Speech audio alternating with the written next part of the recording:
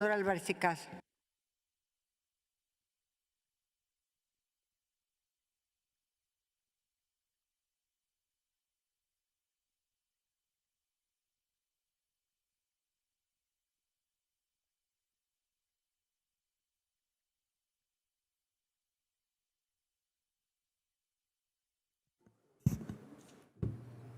Gracias, presidente.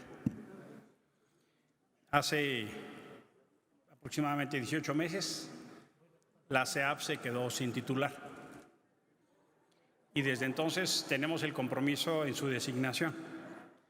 Y este hecho es un reflejo de una situación que debería alarmarnos y preocuparnos. La política de atención a víctimas probablemente es uno de los temas de mayor deuda del Estado mexicano. Infelizmente no hemos estado a la altura de los colectivos, de las madres, de quienes han trabajado por promover los derechos de víctimas. Esta ley se promovió justo por colectivos. Después del Movimiento por la Paz con Justicia y Dignidad, que llevó al presidente Calderón a sentarse al Castillo, que llevó a los legisladores a sentarse al Castillo de Chapultepec, y se aprobó acá y luego en la Cámara de Diputados. Infelizmente, la implementación de la ley ha contado con muchos obstáculos y la SEAP ha sido una entidad que ha quedado a deber. Fue muy decepcionante ver cómo las primeras discusiones en la primera generación fue que discutían los sueldos de los titulares y no cómo tutelaban los derechos de las víctimas. Ha sido una historia de tropiezos y de decepciones. Pero aún así, es sorprendente cómo las víctimas siguen apostando por una política de Estado que tutele sus legítimos derechos. Y por eso es tan importante que hoy este Senado tenga ya, después de un año haberla recibido y desde que abril teníamos el dictamen, se pueda resolver. Afortunadamente tendremos términos y condiciones para construir consensos, si no en primera ronda, en segunda ronda. Pero hoy tendríamos que estar sacando el nombramiento de quien dirija la SEAP. Es una labor titánica y sí se han tomado algunas decisiones que preocupan, por ejemplo, la desaparición de los fideicomisos. La desaparición de los fideicomisos ha generado un quebranto de una dinámica no solo para la acción económica, por ejemplo, de las víctimas para venir a audiencias, sino de la política pública que implementaba. La SEAP se pensó como una instancia locomotora para diseñar una instancia de segundo piso de una política pública, de un sistema nacional de víctimas. Ese sistema no está funcionando y aquí yo quiero subrayar que la responsabilidad no recae solo en el gobierno federal. Es indispensable que los gobiernos estatales asuman su responsabilidad. Es indispensable que los gobiernos y las comisiones estatales asuman esa responsabilidad, porque si no, no hay manera. La Fiscalía General de la República tampoco está contribuyendo.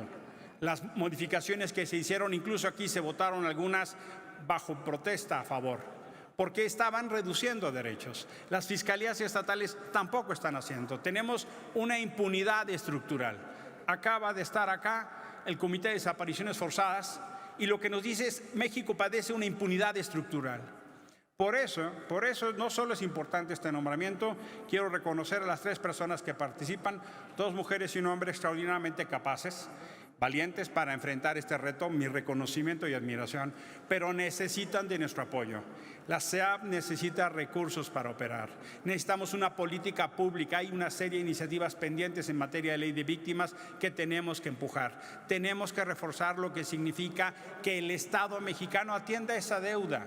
Necesitamos una visión de Estado de futuro y eso no se va a hacer si no se hacen con recursos. No podemos seguir pensando en que se van a regatear los recursos. Necesitamos una visión de Estado poderosa con visión de derechos humanos.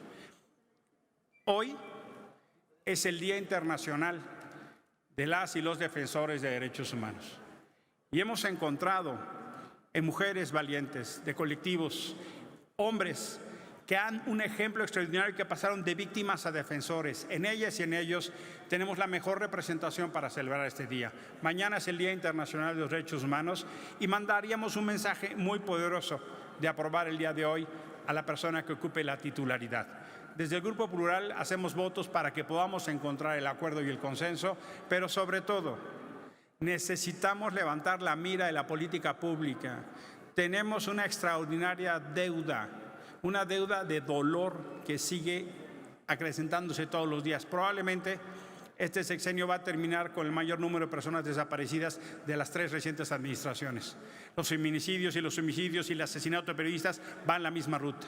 Por eso necesitamos una política de Estado poderosa que atienda los derechos de las víctimas, y en esta ruta creo podemos caminar, pero no solo basta con quien sea el titular, sino arroparlo, Presidenta, con una política pública de Estado. Usted lo conoce muy bien, usted estuvo en la Secretaría de Gobernación y los esfuerzos que se requieren son del concierto de los 3 órdenes de gobierno, se requiere la fuerza de los estados. Usted promovió la creación de las comisiones estatales. Cuando usted llegó al cargo, ni siquiera estaban completas en los estados.